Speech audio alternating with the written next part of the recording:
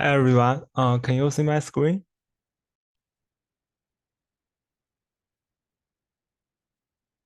Yes, I can see your screen. Okay, thank you. Okay.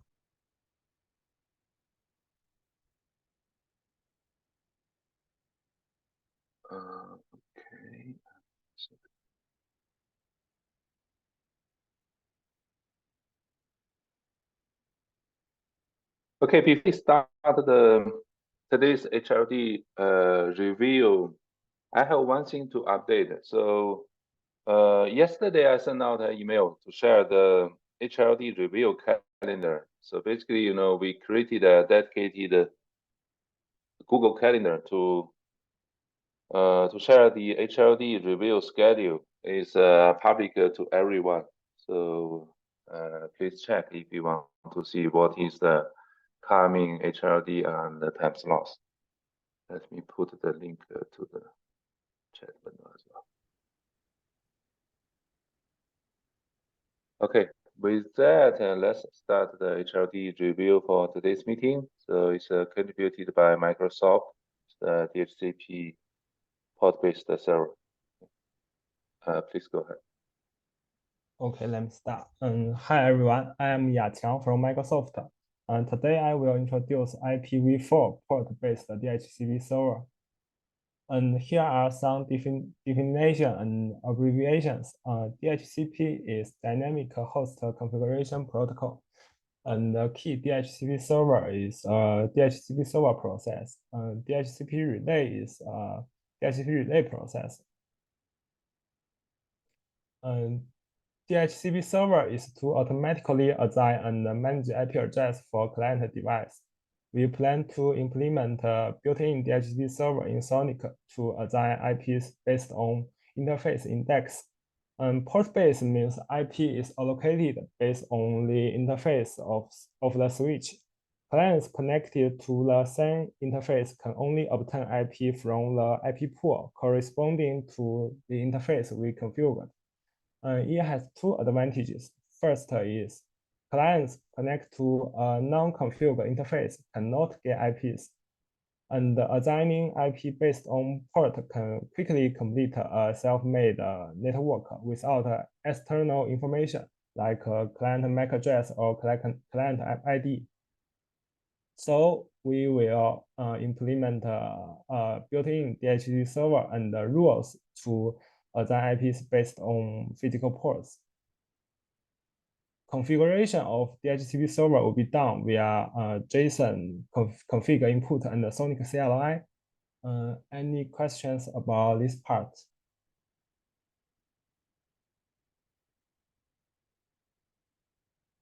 Okay, let me continue.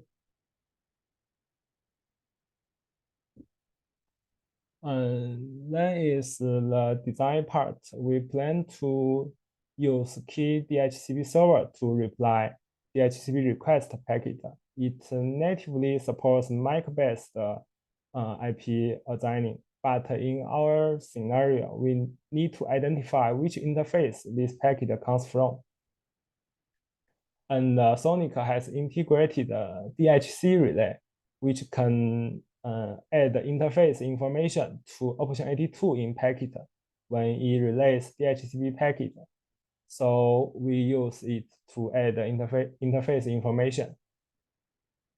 In our design, DHCP relay container works on host network mode as previous, and the DHCP server container works on bridge network mode, which can only communicate with network in host switch via ETH0 is this device, NetDev.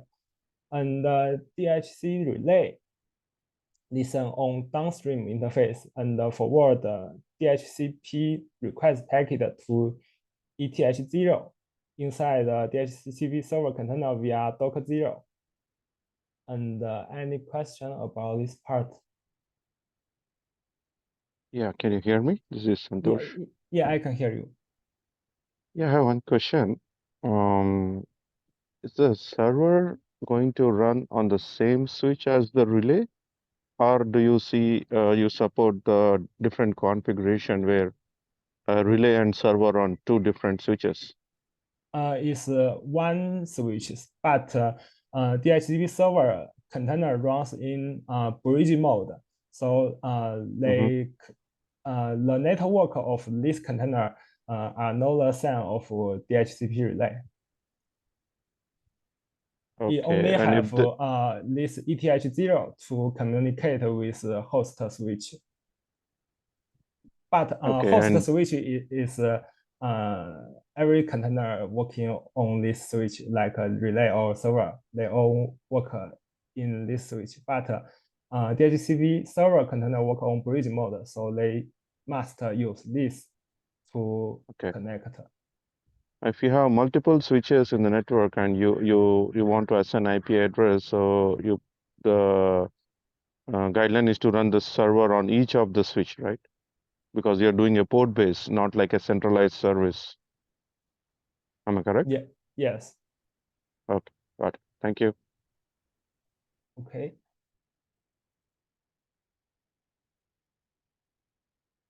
Okay, let me continue. Here are some sample configuration. This is a DHC relay configuration inside the DHCP relay container. This means DHC relay treats VLAN 1000 as a downstream interface, and you will forward the DHCP request packet from downstream to Docker 0. And this IP address is address of ETH0 inside DHCP server container. It is the destination IP of relayed packet. And this is DHCP key DHCP server configuration inside the DHCP server container. It listens to ETH0, and this part will check sub options of option 82. If circuit ID equals to this value, host name colon ETP1, then it will tag it as this value, host name dash ETP1. We will assign IP by this tag. And this part define pools of subnets, which will assign this IP to client with this class tag. I just mentioned it from here. And to be clarified that client will identify DHCP server via option 54 in DHCP reply packet. But by default, key DHCP server will add IP of interface listen to this option.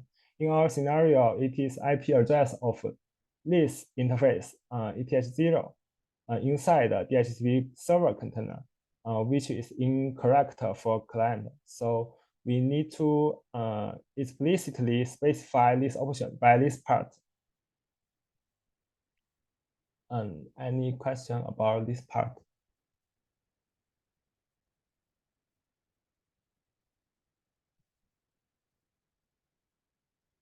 Okay, let me continue.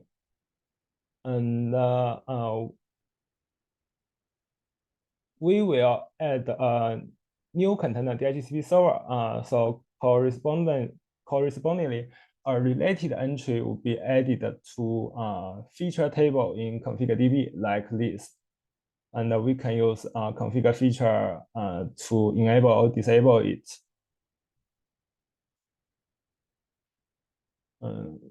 We will introduce a daemon process DHCP server D to generate a configuration file for key DHCP server and update this table in config.db. Once DHCP server container start or DHCP server related configuration changed, DHCP server D will generate a configuration file for key DHCP server and send the sign up signal to key DHCP server process to let new configuration take effect.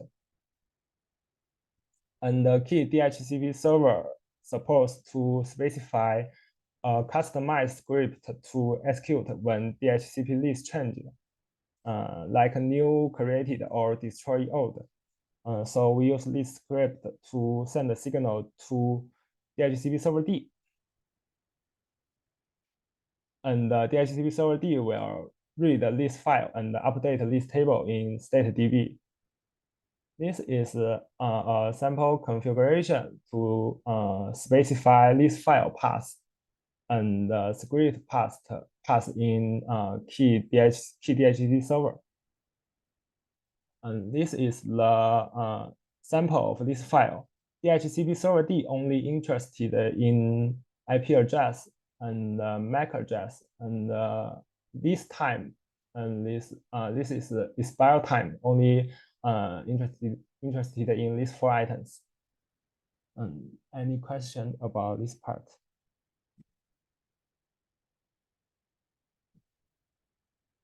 Is this a config DB or is this not? The JSON file you presented. The JSON file is a sample configuration file of key DHCP server. Is no config DB and no state DB. Oh.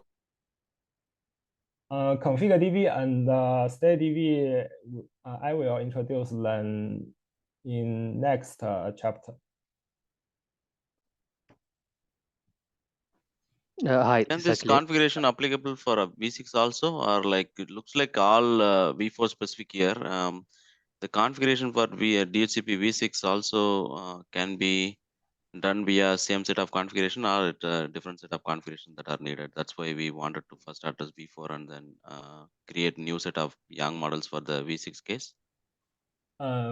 We want to create for V6 V4 first is for V4 only. If we want to support IPv6, we need to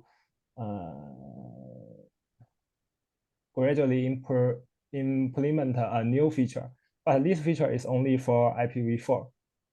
Yeah, I understand, but the models are, if the configurations are, pretty much same for V6 also, why can't we generate, create generic models to support both V4 and V6? Maybe the feature can be added later, but models can be generic enough to support only V4 today, but tomorrow we can enable the same models for V6 case.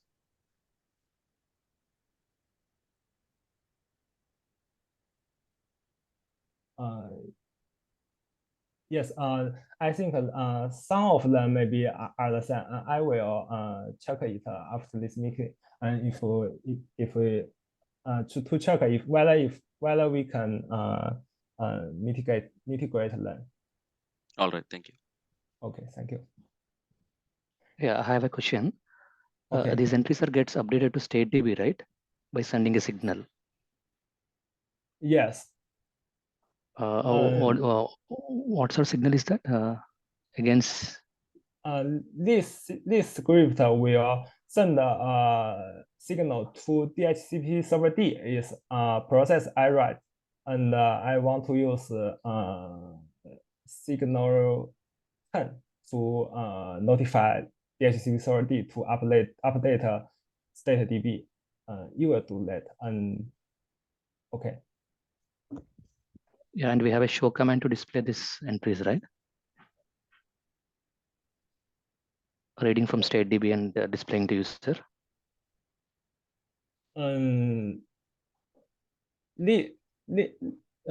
DHCP server D is a Python program. You will update StateDB, and for this script, we only need to run like this kill -10 and PID. Like yeah, this. I got that point. Yeah. And so yeah, go ahead. Thank you. Yeah. Okay.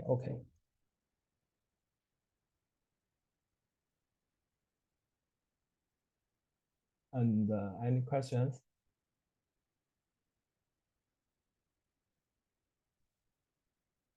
Let me continue. We support customized DHCP packet option per DHCP interface. Here is a sample config for key DHCP server. We add this string to option 223. But it needs to be clarified that below options are not supported to customize because they are specified by other configuration or they are critical options. And currently, we only support these types. Any question about this part?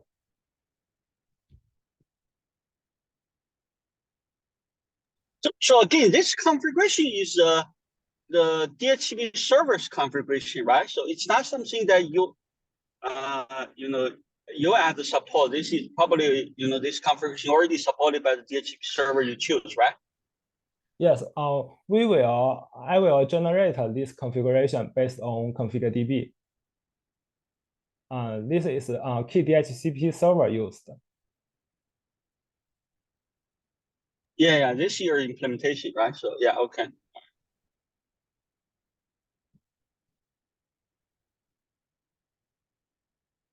Okay, let me continue.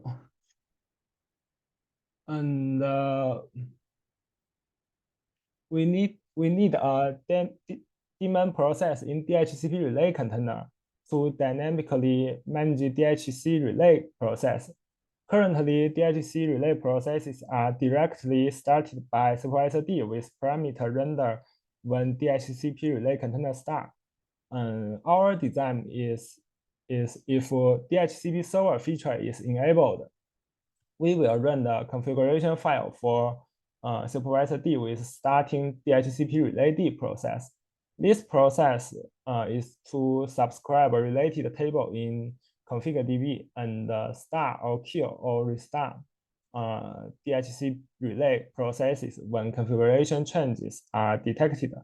The key point is DHCP server IP, and DHCP relay need to know where to forward the request packet. This is the IP address of ETH0 inside the DHCP server container. And any questions? So you plan to automatically configure the DHCP relay configuration, like the IP address for the relay? Yes. Okay. Hmm.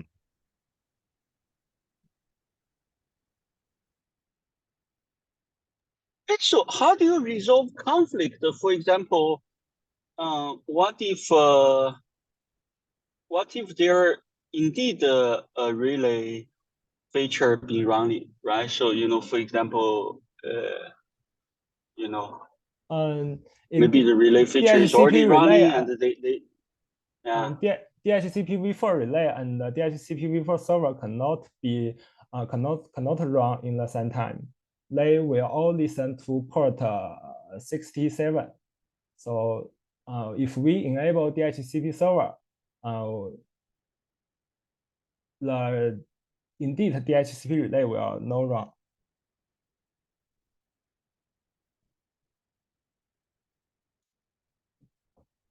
No, I saw here you said you will start the DHCP relay, right? So I'm just saying, for example, in the scenario where maybe the relay is already running there.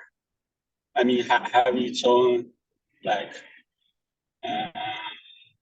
maybe have its own configuration. Then you will override its configuration, or how this will be.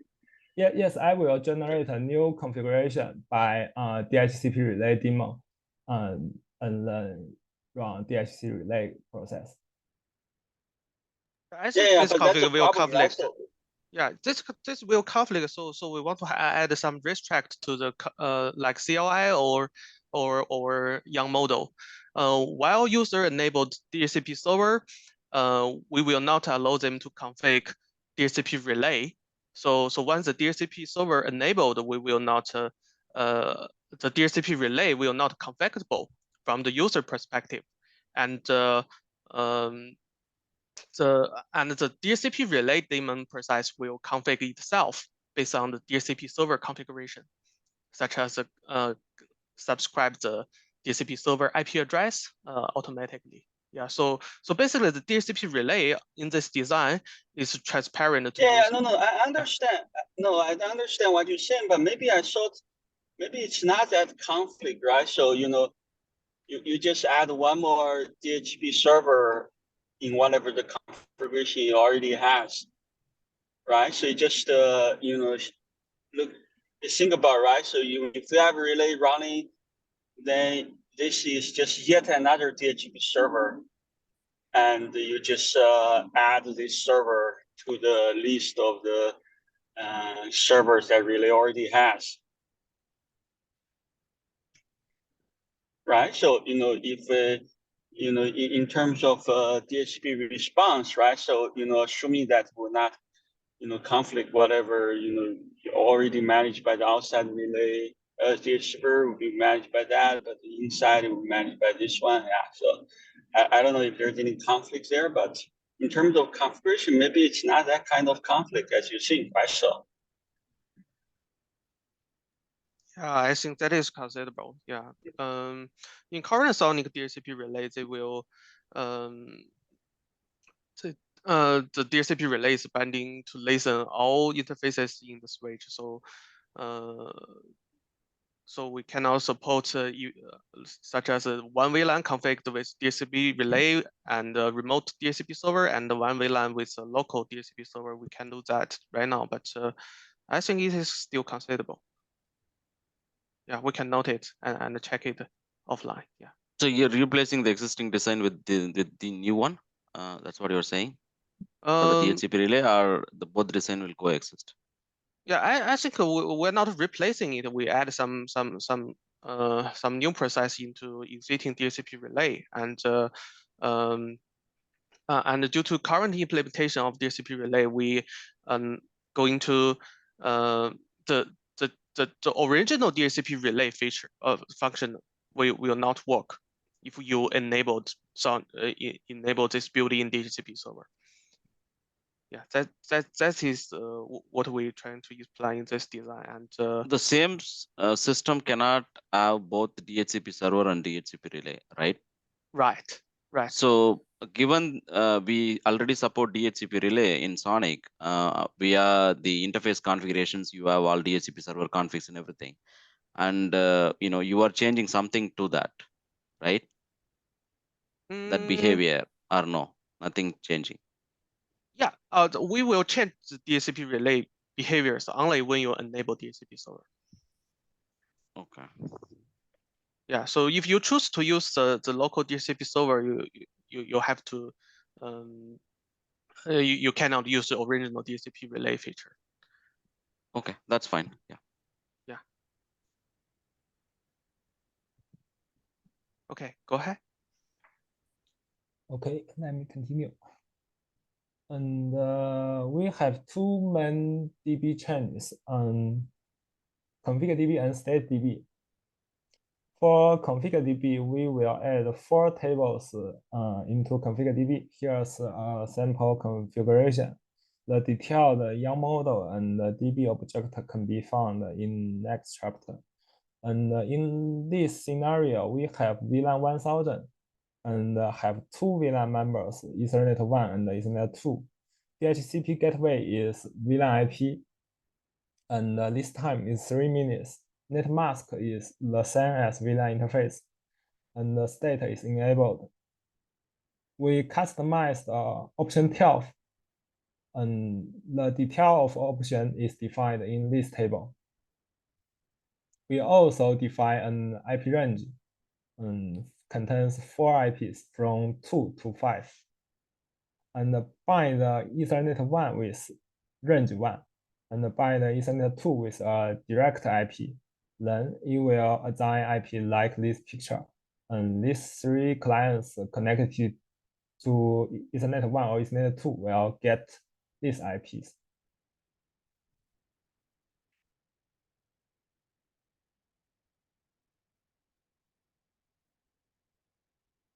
And any question about this part?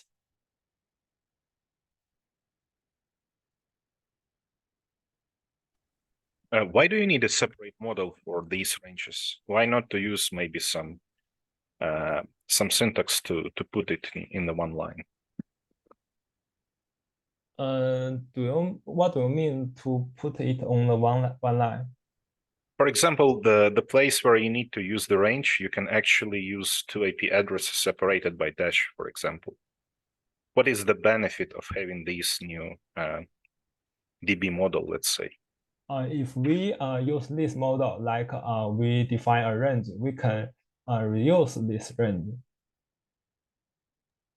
No, I think one reason we would not put the IP ranges in a formatted string because we want to reuse existing young model validation. Since the IP address is in a list, we can validate each of them by leveraging existing young model validation. Yeah, the range is a kind of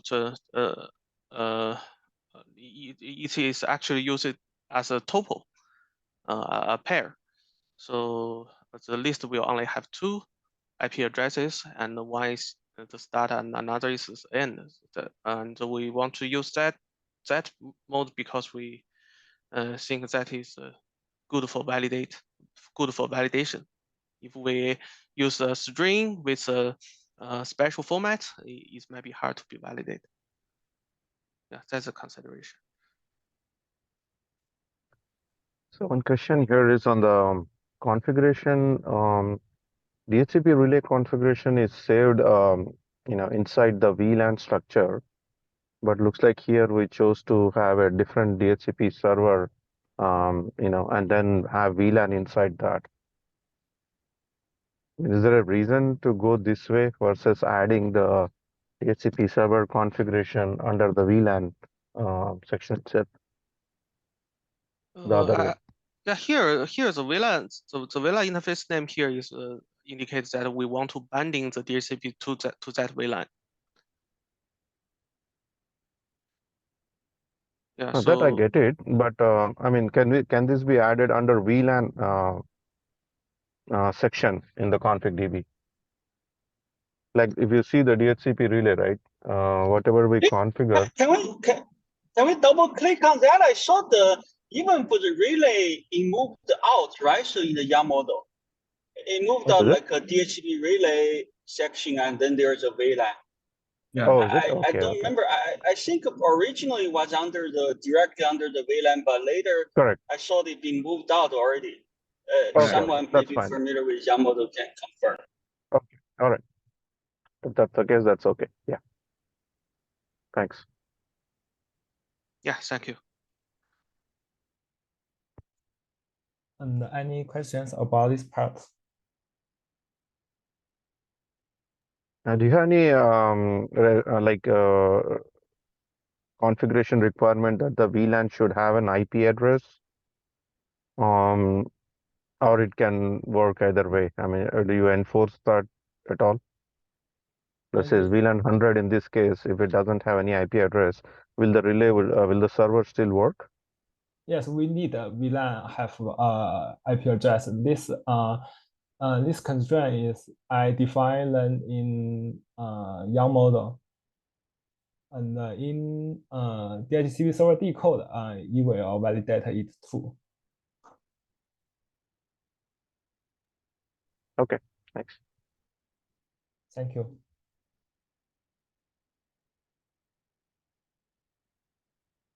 So what is the granularity of having DHCP server versus DHCP relay at per VLAN basis or per interface?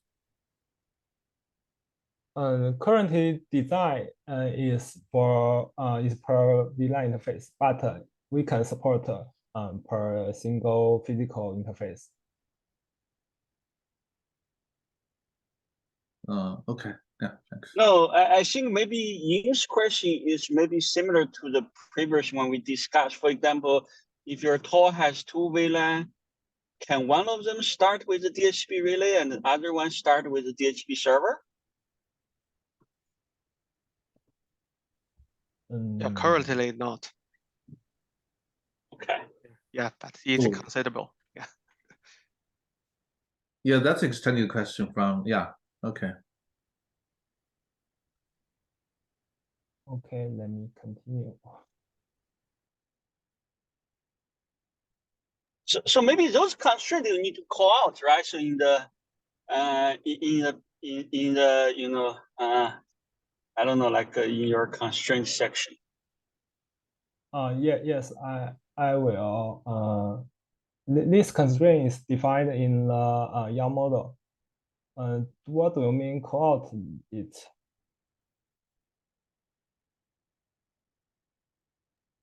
Yeah, like you currently your server and DHCP relay is per device, per switch, not really per VLAN. Yes. Okay. I will investigate it. But that, do you want? I think we need to consider to see if we could actually make it a granularity at a per VLAN basis, right? So. I think maybe we can. I mean, even at the same VLAN, maybe both can be supported, right? So you just have to configure.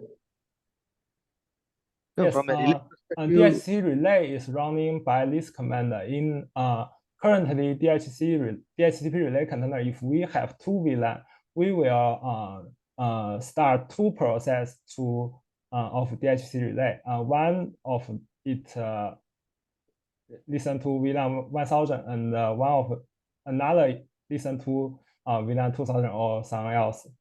So I think maybe we can support that relay and the server run in the same time because they are two process. No, I don't think we need to go, discuss the design here. I think just to have a note, as I said, even for one VLAN, maybe both can support it, but this definitely needs to further, sort out, whether they are really conflicting with each other. So I think, at least for the current design, you should call out that, it's not supported. Same, okay, as a switch level. I know you. Thank you. So what is this Docker interface, Docker 0 between DHCP relay and DHCP server here in the diagram? This is Docker interface. It has already existed in SONiC. Yeah, I know that, but does it mean that you can run DHCP relay and DHCP server on both the nodes? I mean, both the services on the same node? It's confusing. Generally, we don't really expose this Docker 0 to the user, right? The user doesn't see the Docker 0. The Docker 0 is the server container to communicate with the relay container. I think Venkat, this is the design, right? So yeah, basically, you can either bind the DHCP server to the VLAN interface, or you can use this design, which you don't bind the server with the interface, but use a relay to relay that, right? So I think that's just a design. So I think no, this the design 240 does IP, allow you. yeah, 240.127 it's a local Docker network IP, right? Yeah, I don't know what. Yeah. Okay. Yeah. So I think the basically, I don't know, the previously discussed the design, but I think that's just a design. In this case, the DHCP server is not really, it's just running on the switch, right? So, but doesn't really bind to any interface.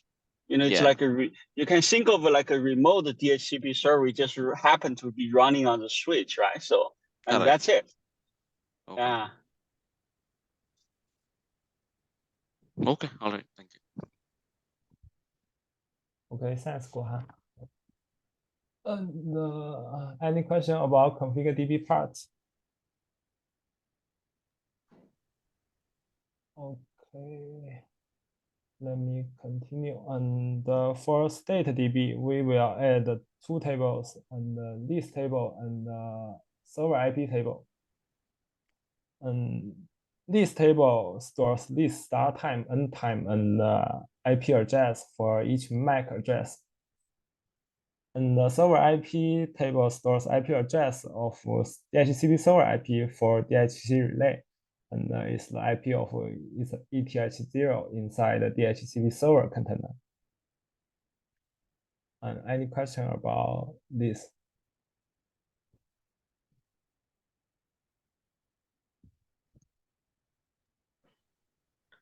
Can we add a physical port also here in VLAN 1000 MAC? What is the physical port? And this MAC is a client MAC connected to VLAN 1000. Yeah, on from which physical port? I mean. Oh, you mean from which? Yes, we can add it to here. Yeah. But I think we can find this information from FDB table. So we really need to add it here. Basically, this is the L3 interface, right? That VLAN 1000 would be L3 interface. And it's come from one member interface of VLAN 1000, like maybe Ethernet 1 or Ethernet 2. And it's a member of VLAN 1000. Yeah, I think one confusion or doubt I have is VLAN 1000 is where the relay is running, right? So the Yes. server is running on a reserved or ETH0 kind of a Docker. Yeah. The relay is intercepting the client packet on VLAN 1000, right? Adds optionality to sends it to the server via that backend ETH0 channel. Server processes it and sends it back to the relay. Relay strips the option 82 and forwards it to the VLAN 1000. That's the packet flow, right? Yes, just like this one. Then if that is the case, it can have the port, right? It can be like a VLAN and port combination, right? Yeah, on Ethernet 1, like the example above, Ethernet 1 and Ethernet 2. I think what's this point is like you have FDB table, so you can look up the MAC and find out which physical port it is tied to. Yes, but maybe we will implement a show CLI, like we can show this information. We can correlate from FTP table, but I'm not sure whether we should really add interface information in this table. I think they are duplicate. You can't infer from the DHCP server itself, the physical port on which, because you do the configurations, right? DHCP server IPv4 port. As part of that, what are all the ports you're enabling the DHCP server on, correct? Yes. You can't get it from DHCP server. It has to be from FTP table to get the output or the ingress port of the VLAN.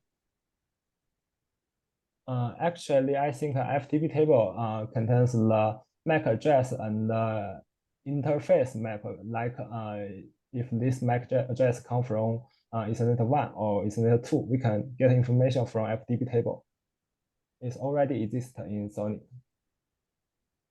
So what exactly this table infer? Suppose if I dump this table, what will I infer from this?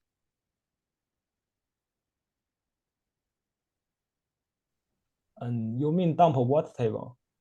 No, for example, if I get this DHCP server IPv4 list table, how will the user will get the information? Like what do I infer from this?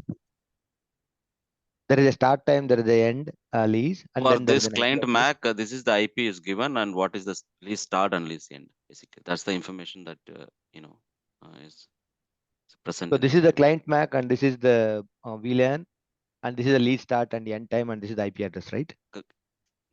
Yes. Yeah.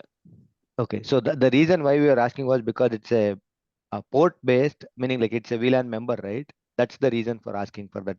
See, that is the unique, right? The combination is unique, right? VLAN, port, and MAC.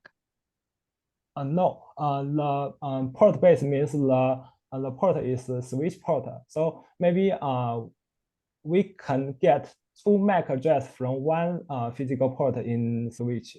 No. I think maybe I think the MAC address to the physical port binding is already in the StateDB.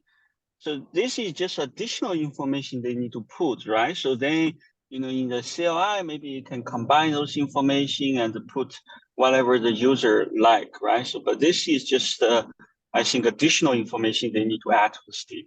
Because the MAC address to the port binding is already there, so they don't have to add it again, right? So So this is not a local MAC, I believe. This is client MAC, remote MAC. Yeah, this is. I mean, yeah, exactly, right. So that is a MAC port binding, right? So that we're talking about. Yeah. I think it should be already in the StateDB, right? So when we do the show MAC and the show. FDB table. Yeah. So I mean, this is just additional information in your put, and then for some CLI, show command, they can combine those. I don't know if they have listed but we don't have to put the port here in this particular DB, right? So it's there, people can bind and. Yes, we are. Yeah, I agree. I mean, if something we can get it. Sorry, go ahead. We are planning to add a CLI to show this information. So this will contain the interface the MAC address come from. We can check by that. Yeah, I mean, if the MAC is cleared for some reason, you won't be able to show this information data, right? Even if the MAC is not there in the FDB table, the lease can still be there. You don't really clean up the lease just because MAC is flushed out, correct? No, if this lease is for a particular client and this is the remote MAC, definitely we should have the port here. That's what I feel, because that is specific to that port, right? On that port, it learned the specific client. Why user will go to FDB for this information? This is the DHCP information, right? Yeah, no. DHCP user doesn't does not have to have go there, right? So yeah. No, I don't think this is just a StateDB. I don't think that user will directly do it, right? So I think they said they will provide a CLI that when the user do some show, they will show with the interface name, right? So yeah, right. Go on. What I'm saying is even like going further, right? In future, like now itself, a lot of people are doing subscribe to the tables, the DB tables and all. If they subscribe it, like how do they know this?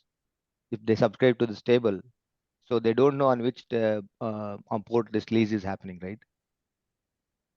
But in that case, I think they can.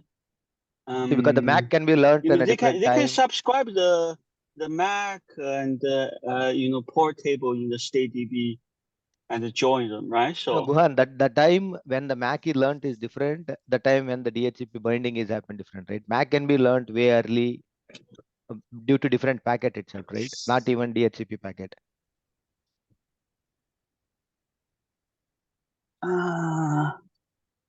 So I'm saying what I'm much saying I'm is not. this information is what I say is if user sees this information, this itself will not give a complete information. That's the reason I was saying.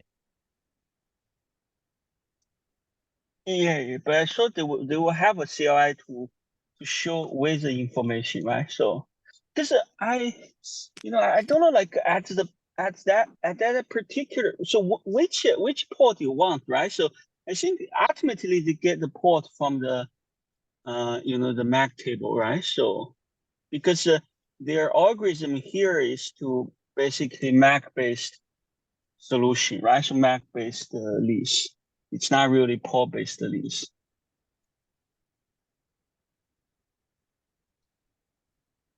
Okay, so you're saying that for this information, a port is not relevant, meaning it's just like a MAC and a VLAN combination for that this IP is being leased.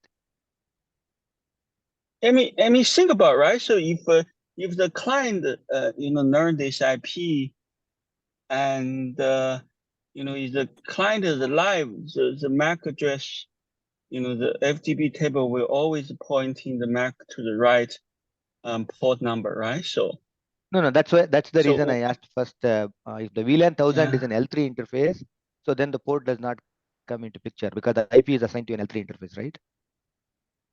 Yeah. But the FTP table, the source MAC will point into the right interface, right? So that's I believe where they will get the physical port for this MAC. Okay, you're saying on the switch, this information is not relevant. Like having a port information is not relevant.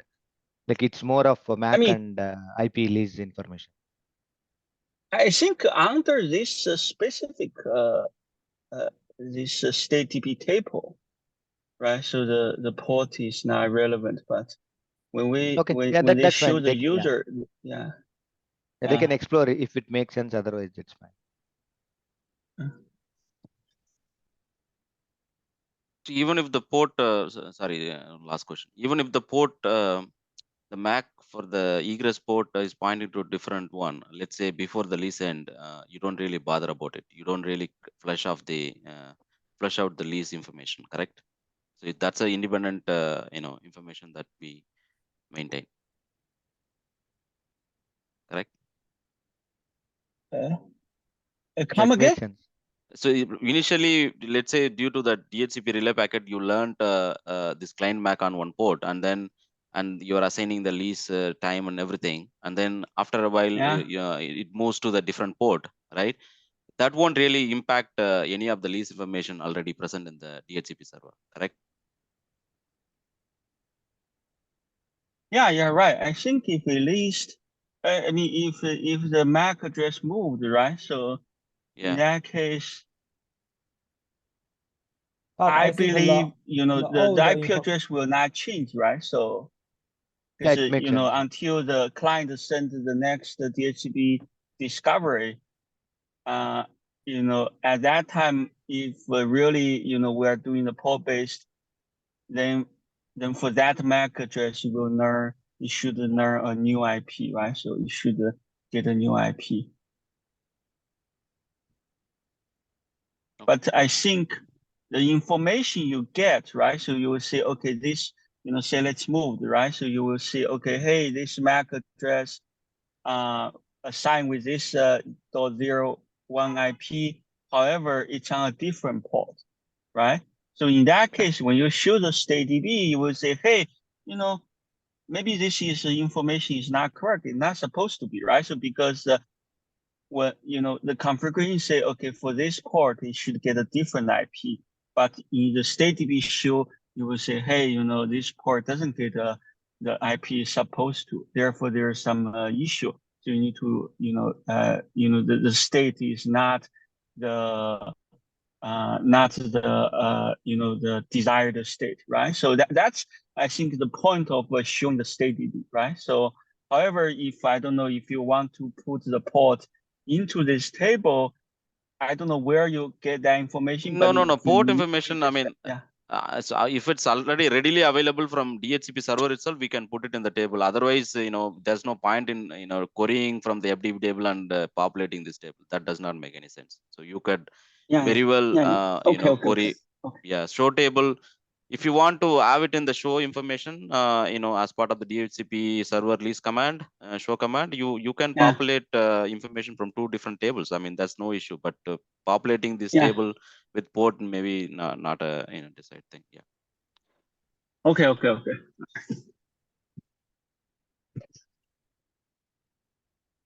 Yes, I think it's a good suggestion, and we will take it into consider.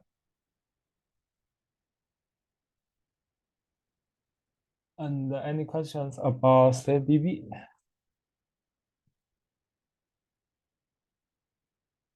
Okay, let me continue. And this picture describes the workflow of receiving DHCP request packet and sending reply packet. And DHC relay receive the packet from interface and relay this packet to DHCP server container via Docker0. And the reply packet is sent via Docker0 to DHC relay and sent to client. And this picture describes a workflow after detected config change. User modify related configuration, and DHCP server D will regenerate the key DHCP server configuration file and send the sign up signal to this process to let new configuration take effect. And any questions about these two pictures? I think here the assumption is the DHCP client is directly connected to the server switch, right? I mean, the packet, if what happens, like if the packet already has an option 82 when it is received on the switch, do we handle that case, or there could be a relay outside the switch? The client could be connected to relay, and relay sends it to the server switch. Is that supported?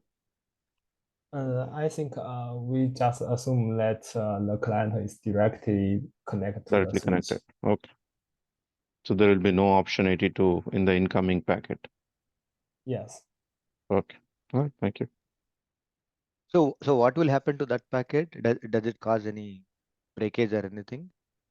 If such a packet comes in, because that is like an existing this one, right? It should work like similar to the existing way.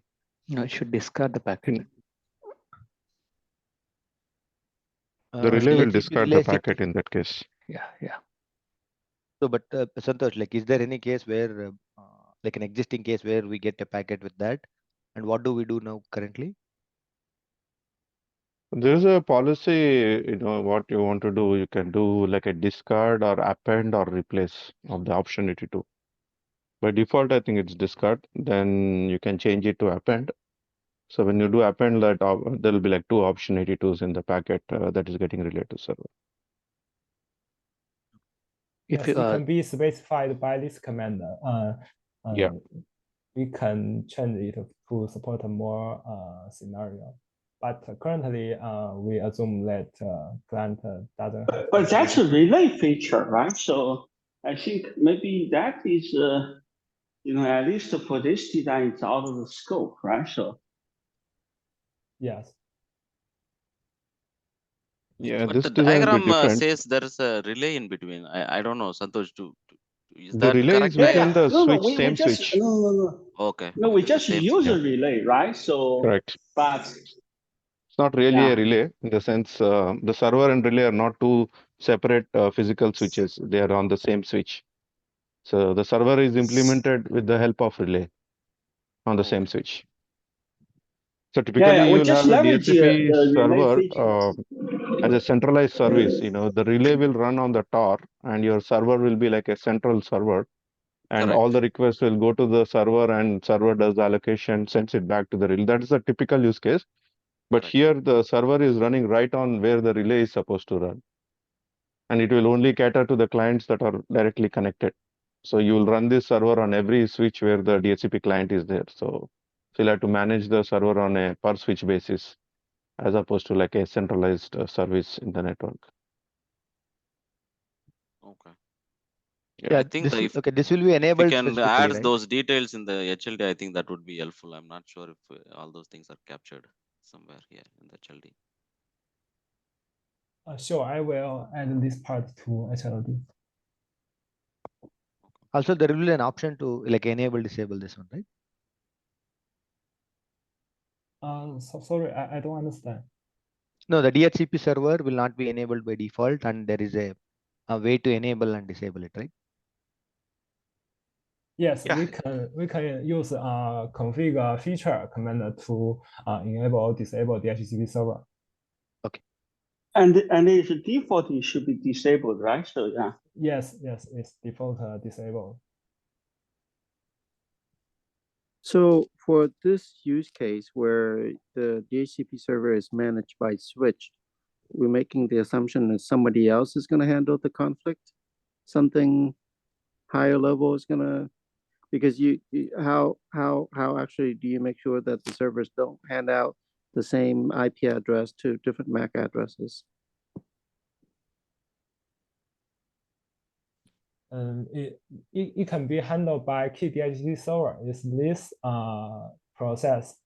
It can. No. I think that's a correct assumption. Yes, we assume that there will be a higher level that can manage that, right? So yes, I think that's a correct assumption. Whether there will be really a conflict or not, it's really been managed by the management system. We can address that conflict. So is that a realistic assumption? Yeah, at least for some scenario, yes, right? So Because think about, right? So if you already say, okay, there will be a local server that manage the DHCP relay, manage IP address assignment for the VLAN underneath, why do you need a remote server that doing the same thing? No. That's not my question. So my question is that if you're gonna do local DHCP server, how actually are you gonna plan all that to work, right? Because are you gonna do it? Each server is gonna handle one set of VLAN, or it's very hard to manage this, right? Without causing some DHCP IP address conflict. So basically, the question is, how is the Are you saying in the scenario where you have multiple Tor and each Tor is running a DHCP server, how do you make sure those servers are not allocating conflict IP to the servers? To the clients. Is that the question? When you have many switches, right, or Tors? Yeah. So each one of them is doing its own thing, right? Yeah. So how do you manage the conflict between all of them? Because I'm assuming that all of these switches, or we could assume that all of these switches are in the same network, right? Yes. Yeah. Exactly. So basically, I think that's a good question. But I think the answer is that because of each server, each DHCP server on the Tor, the configuration will be generated by the management system, right? So basically, that management system will allocate distinct subnet to each of the Tor.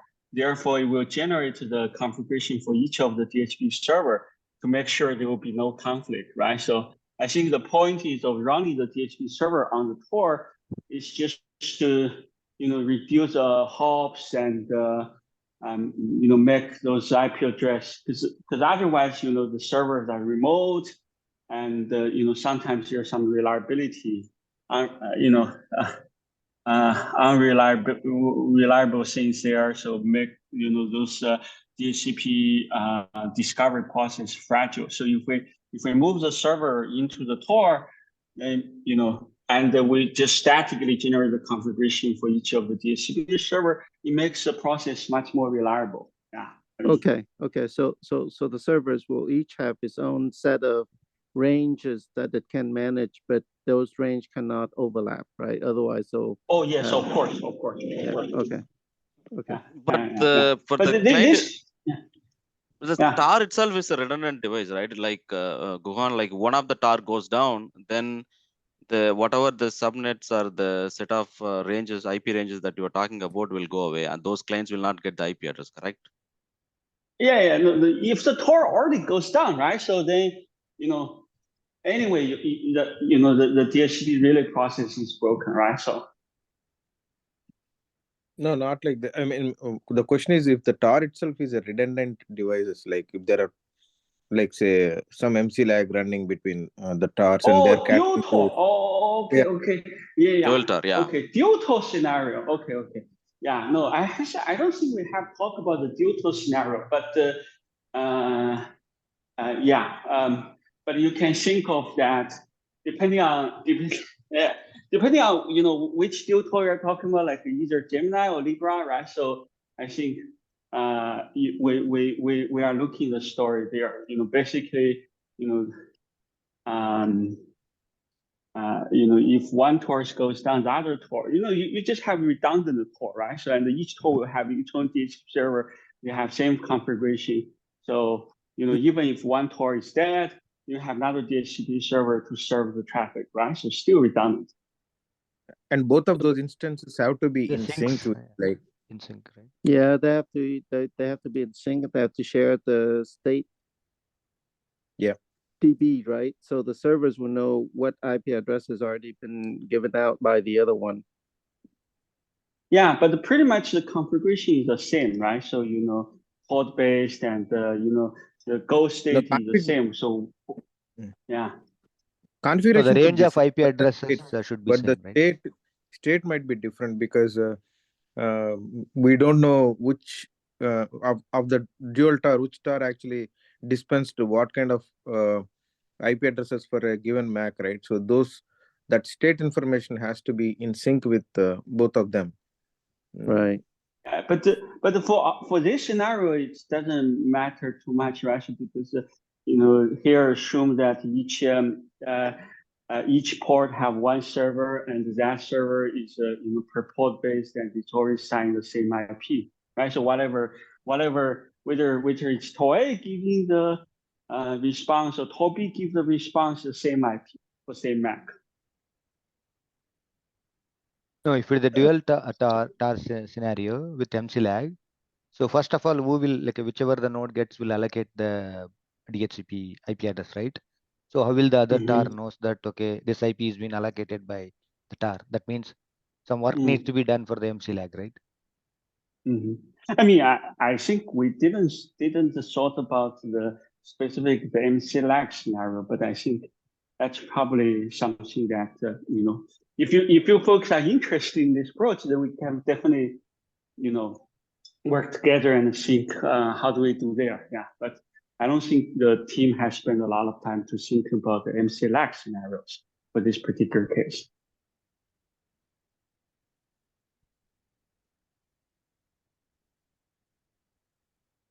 Yeah. Also, as someone else mentioned, right? Maybe we can call out that like whatever the server this is uses, like we assume that this is being like overall DHCP is being managed and configured by for the ranges and all, right? We can maybe call it out. Yeah. So basically, the requirements have to be set that each tar which is serving as DHCP server locally had to have a non-overlapping IP address space, which is catering to the servers that it is connected to. So those kind of requirements, if we just list down, that would be clear. Right, and we should probably list that, right now the dual TOR is out of scope or something like that, right? Or if it's going to be in scope, then we're going to need to add some way to sync the DB. Yeah, correct. So Guhan, this tar that we are talking about is at the T0 level, right? I mean, the T0 level, don't we have a redundancy already in place? Or I'm trying to understand the bigger use case for this feature. Yeah, as I said, right? So we have there are some like dual project, right? So okay, but I think in that case it doesn't use the MC lag, right? So I think whatever I talked, pretty much the state would be consistent no matter which TOR is responding to the relay, right? So yeah. Okay, I think we can capture those things as like restrictions in the HLD so that people will be aware of when they are using this feature. Yeah, I think MC lag is definitely something we haven't thought about, right? So like exploring those kind of design space, definitely not. Oh yes.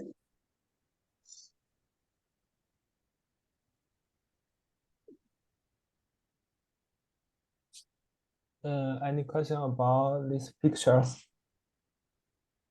Okay, let me continue. And this picture... Sorry, Jiang. So just time checking. I think we need to move faster. So I'm not sure how much has left. I am near the end. This picture describes the workflow of updating list table, and a new list established. This update script will send a signal to DHCP server D, and the DHCP server D will update state DB. And this is star flow of DHCP related. And to be clarified that we enable the DHCP server feature in this scenario.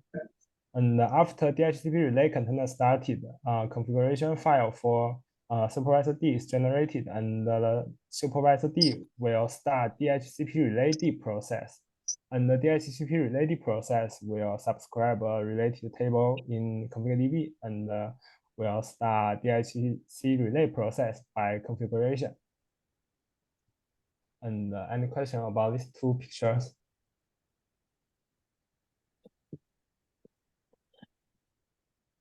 Okay, and this picture describes the workflow of DHCP relay D capture DB trends. And the example is disabling DHCP server for VLAN 1000. After configure DB is changed by CLI, DHCP relay D will read configure DB and then kill DHCP relay process, which listens on VLAN 1000. And any question?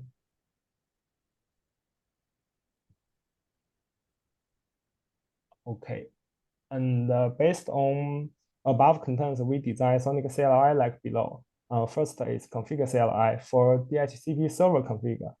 We can add, delete, or update them, and can enable or disable DHCP server per DHCP interface. And for IP range and customize options, we can add or delete and bind or unbind them to DHCP interface.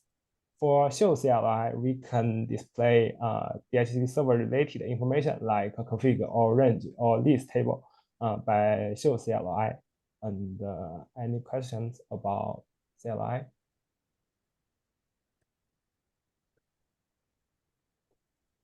Okay, finally is the test part. We will add some unit tests to verify SONiC CLI and configuration generating. And the test plan will be published in SONiC management report. And that's all from my part. Any question?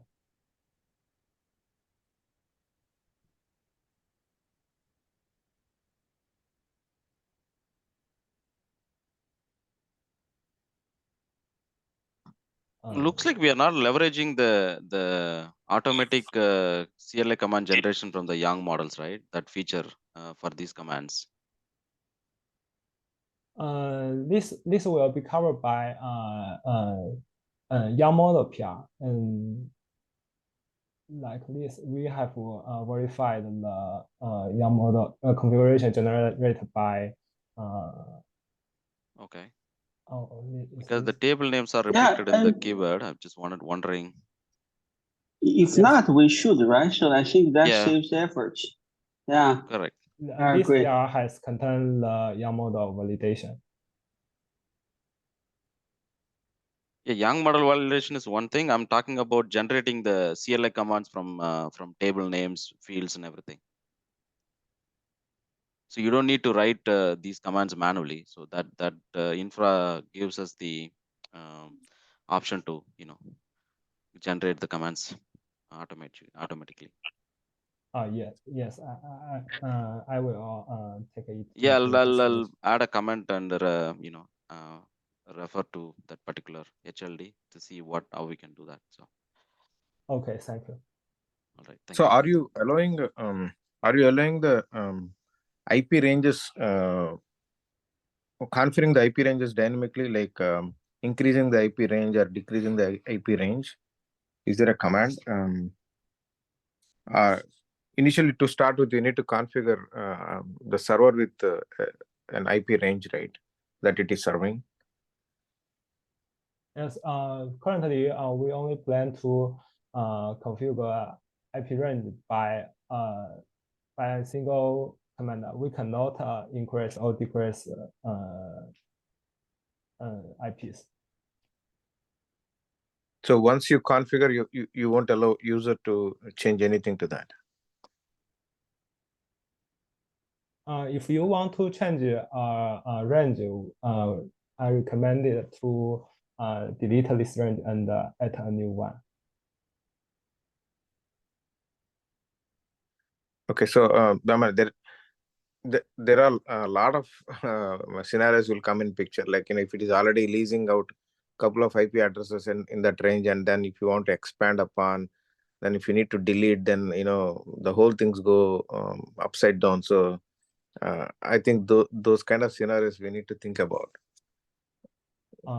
Yes, I will take it into consideration, but currently I think we have no abilities to dynamic expand the IP address pool.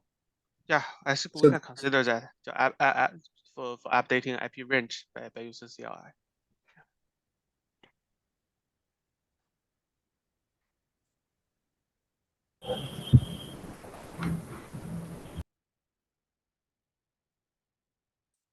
All right.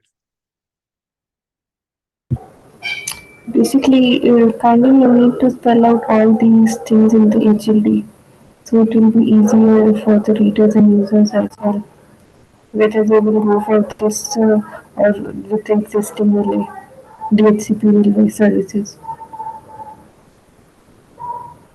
Sorry, I can't hear you clearly.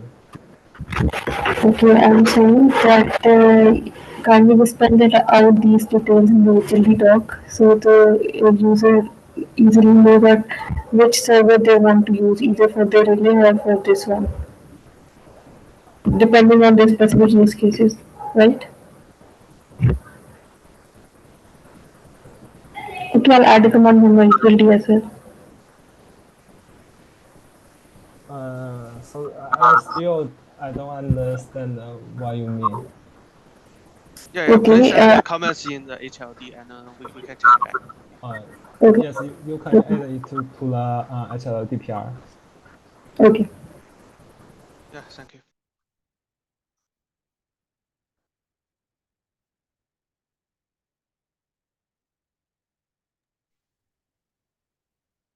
Okay, Yachang, go ahead. My part is all done. Looks like we can end here. Yeah. Yeah, thanks. Thank you. Thanks, everyone. Thanks, everyone. Thanks.